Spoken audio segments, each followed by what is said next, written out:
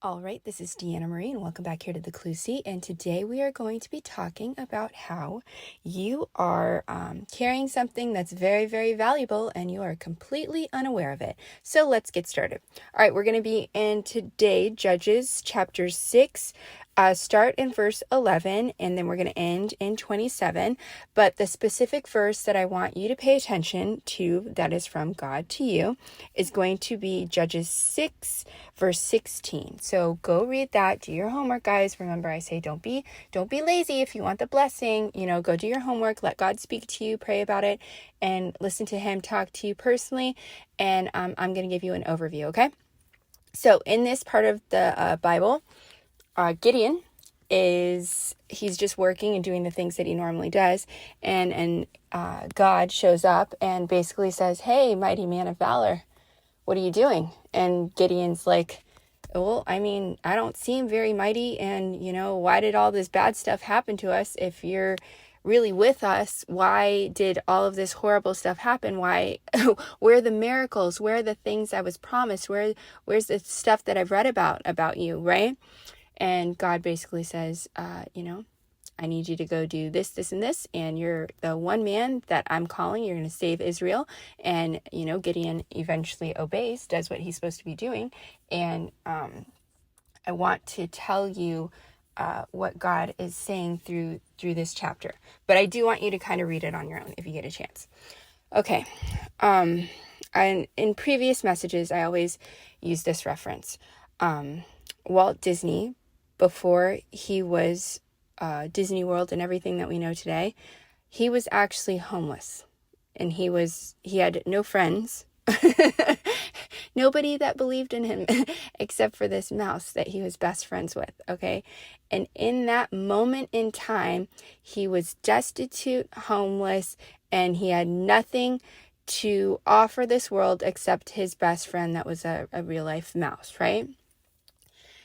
But inside of him, what he was carrying on the inside is what we all know today to be the Disney Empire, Walt Disney World, Disneyland, Disney Paris. You have all the movies. That was what was inside of him.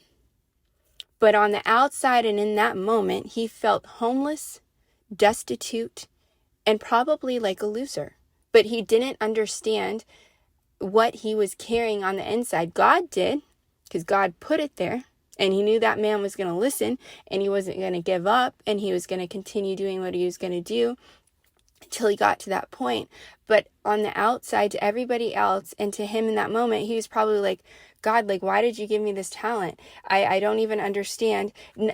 What his vision didn't even exist. It didn't exist because nobody had ever made an amusement park or anything like that, right? So I've talked about that before. For you, God has placed something inside of you. You are probably looking at your situation, if you've been chosen especially, and you're looking at it like, whoa, this doesn't even look like God's with me. This looks horrible. Why would all this horrible stuff happen to me? I don't feel very much like I've been chosen by God. I don't feel very much like the mighty man of valor that God thinks that I am. I don't feel like what God's saying and promising me. I don't feel like that. Because the outside circumstances speak complete opposite, right?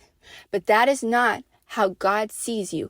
God sees the end result. You are in a moment in time right now where you're in difficulties. Maybe you want marriage, you're not married, you're single, maybe you want to, God's promised you a fantastic career, and he said, hey, you're going to be, preaching the word, or you're going to be, a celebrity, or whatever he said like that, and you're like, man, this does not look like anything that you said that it looks like, and it gets you down. And you're like, well, if you really are who you say you are, and that's really true, then why is it like this? Stop. That's the enemy. That's what he wants you to think about yourself and the situation, because he wants you to feel like everything that's going on the outside circumstances. Okay, that's what he's doing. He's trying to beat you down and make you feel like, oh yeah, God's not with you. You don't have any money. Oh, how does that feel? You feel like a loser? Yeah, you're a loser. That's what the enemy says. You know what God says? I'll allow it. I'll allow it because I need you to be humble. I'm getting ready to bless you over here. You're getting ready to get that wife. You're getting ready to, to get this situation over here, but I need you to be humble. I need you to be patient. I need you to be kind to everybody, even when bad things are happening. I need you to learn that. And now that you've learned that, now we're going to the next phase. Now you're going to get the blessing, and now we're going to shut the enemy up. And I've placed something in you that's not in anybody else. You're the only person that can do it, and that's why he chose you to do it. Do you understand? You are not the outside circumstances. You are whatever God has placed inside you. That is who you really are. He can see it. He can see it because he knows the end result. That's why he chose you. So stop looking at what you are. You're not the circumstances. You're who God says you are. Okay? So anyways, like, share, subscribe, comment as always, and I will see you guys back here next time.